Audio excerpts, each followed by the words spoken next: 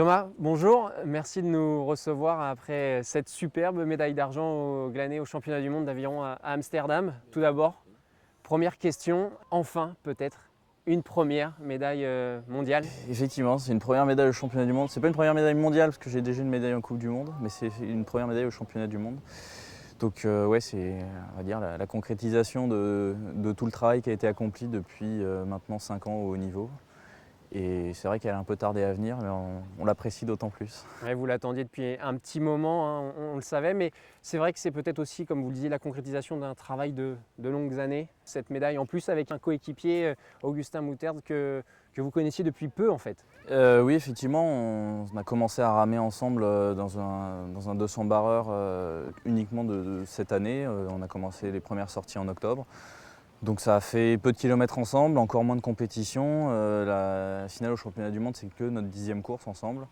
Donc il nous a par moments, notamment en demi-finale, manqué un peu de cohésion et d'expérience à deux. Mais en arrivée déjà à ce niveau de performance après 10 courses, on est très très satisfait du résultat. Justement, avec ce manque d'expérience, 10 courses, vous le disiez, est-ce que c'est un peu la médaille de la surprise quand même, où vous vous attendiez à ça, vous faisiez ces temps un peu à l'entraînement? Alors nos chronos à l'entraînement laissaient penser quand même qu'on était très rapide. C'était vraiment très très satisfaisant et puis surtout il n'y avait pas une sortie où on n'arrivait pas à reproduire ces vitesses-là. On savait qu'on était dans les clous. Maintenant, on a toujours le doute concernant nos adversaires. On ne les avait jamais rencontrés parce qu'on n'a pas fait la saison internationale dans ce bateau-là. On savait qu'ils étaient forts. On était un peu sur la retenue en termes de pronostic. On savait qu'on pouvait être dans le coup, mais qu'on n'était pas sûr d'aller faire une médaille en partant à Amsterdam. Vous finissez deuxième derrière les Suisses qui battent le record du monde et vous-même, tous les deux, vous faites la deuxième performance mondiale de tous les temps. Donc le précédent record du monde que vous avez battu, c'est quand même déjà exceptionnel ça, Ouais, en alors soi. c'est vrai que c'est vraiment le signe que la performance des deux bateaux est très bonne et pas, c'est pas un championnat du monde au rabais. Alors, les meilleurs temps mondiaux en aviron, parce que c'est pas des records du monde, c'est des meilleurs temps mondiaux parce que c'est vraiment très dépendant du bassin et des conditions extérieures. Donc, mais il ne faut pas se voiler la face, tous les records du monde, enfin tous les meilleurs temps mondiaux justement, se font sur des bassins rapides dans des conditions favorables. Mais là, ça a vraiment été le cas d'un bout à l'autre, presque d'un bout à l'autre de toutes les finales. Il y a je ne sais plus combien de records, il y a au moins une quinzaine de meilleurs temps mondiaux qui sont tombés ce week-end. Mais donc voilà, avoir nous aussi réussi à battre le précédent. Alors on n'a pas le meilleur temps mondial parce que les Suisses sont allés plus vite que nous en finale, mais c'est vraiment une grande satisfaction. Et il y a un peu de frustration quand même de se dire, oh non, vous auriez pu mettre votre nom dans l'histoire de votre discipline et puis il y a les Suisses qui vous raflent un peu la mise. Voilà, alors d'autant plus de frustration que les conditions n'étaient pas parfaitement équitables et que les Suisses sont très loin de nous sur une ligne d'eau assez avantagée en finale.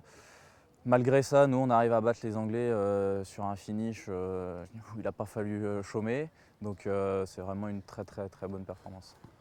Par rapport à cette finale, est-ce que vous pouvez nous la raconter? Comment vous l'avez vécue? On fait un bon départ, je crois qu'on fait vraiment un bon départ. Tous les autres bateaux cherchent à partir aussi vite parce que c'est une finale et qu'il vaut mieux la courir aux avant-postes. On ne cherche pas à en rajouter plus que ça parce qu'on sait qu'on est assez rapide sur le départ et effectivement on part devant les autres. Donc on se met dans de bonnes conditions. Après, les Anglais font vraiment le forcing, mais encore une fois, on s'y attendait, on avait regardé comment ils couraient sur les autres finales de la saison, même si on n'était pas à côté d'eux. On savait qu'ils allaient partir fort et pousser le plus loin possible. Donc on ne s'est pas étonné de les voir nous remonter et passer un peu devant.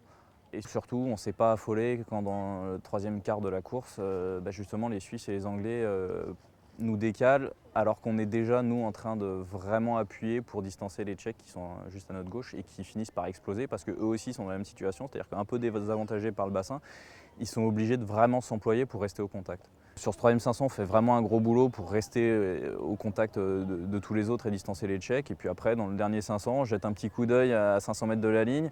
Je vois que les Anglais ne sont pas encore trop loin, donc on lâche tout et puis on essaie d'y aller. Alors progressivement, c'est-à-dire on en remet une petite couche, on gagne un ou deux crans de cadence sur l'avant-dernier 250 mètres. Et puis quand on voit les bouées rouges à 250 mètres de la ligne, on ne réfléchit plus, on arrête de regarder à côté, et puis on fait en sorte que le bateau aille le plus vite possible jusqu'au bout. Vous disiez, finale pas très équitable.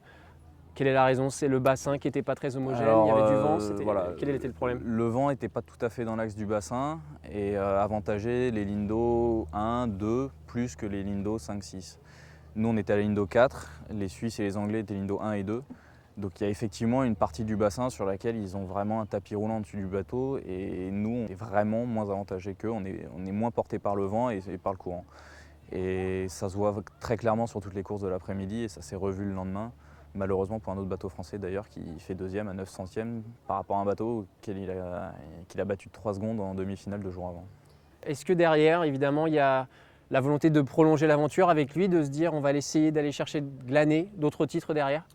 Oui, c'est sûr, je crois qu'on a vraiment envie de continuer ensemble. On a trouvé de très bonnes choses sur ce stage terminal avant les championnats du monde et encore, on a réussi à en mettre une partie en application pendant les courses, mais on sent bien qu'on n'est pas encore au maximum de notre potentiel dans ce bateau-là. Il y a encore de la progression. On a encore une marge de progression et donc ça serait intéressant d'aller la chercher et clairement on a envie de continuer ensemble et d'aller chercher pour commencer le titre de champion de France l'année prochaine au mois d'avril. Le seul petit hic, si j'ose dire, c'est que ce n'est pas une discipline olympique, le 200 barreur. Ça, c'est peut-être il y aura peut-être un goût d'inachevé dans cette discipline-là.